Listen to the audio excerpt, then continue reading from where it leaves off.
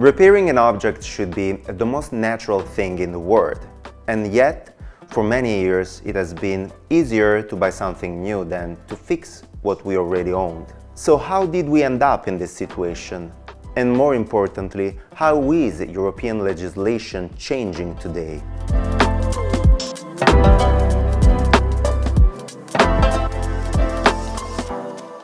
To truly understand the importance of the right to repair, it is useful to look at how this legislation has evolved at the European level. The right to repair did not emerge overnight. It is the result of a legal and cultural process that developed over many years.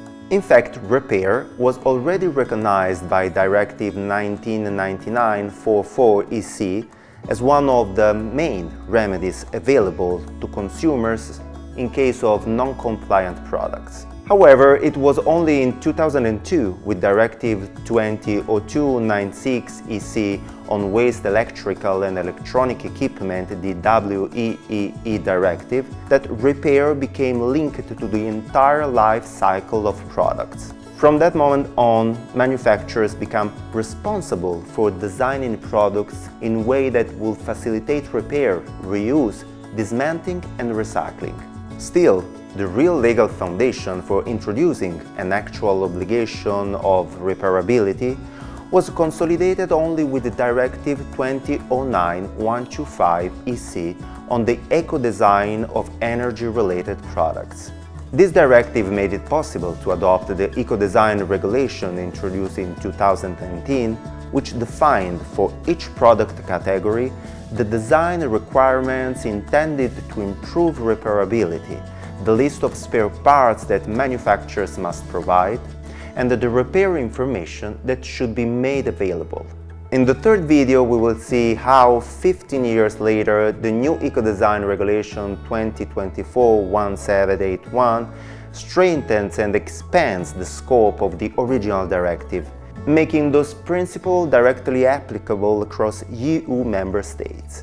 The new regulation also introduces additional aspects such as durability, reusability, upgradability, and the availability of information throughout the entire life cycle of products.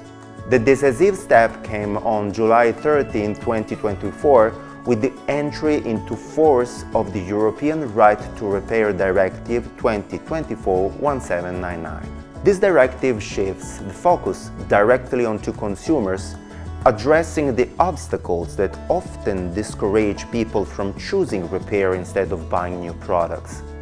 These obstacles include the cost of repair, the expected lifespan of products, the availability and proximity of repair services, and the time needed to obtain a repair. This directive introduces several important new measures. For example, manufacturers must offer repairs at responsible prices. They must provide spare parts and repair tools, and they cannot prevent independent repair services. Consumers will also have access to standard European repair form, making it easier to compare prices and repair conditions. In addition, a European online platform will help citizens find local repair services more easily. Now, try to imagine what would change in your daily life if repairing products become truly simple and affordable. Would you repair your devices more often? This is exactly the kind of change that the new European legislation is trying to make possible. EU member states will have to implement the directive into national law by July 2026.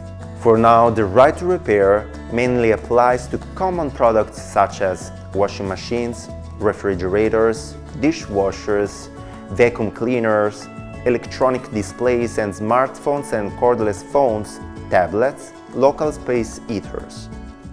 But the goal is to progressively extend these rules to many more categories of products. So we are only at the beginning of a much bigger transformation.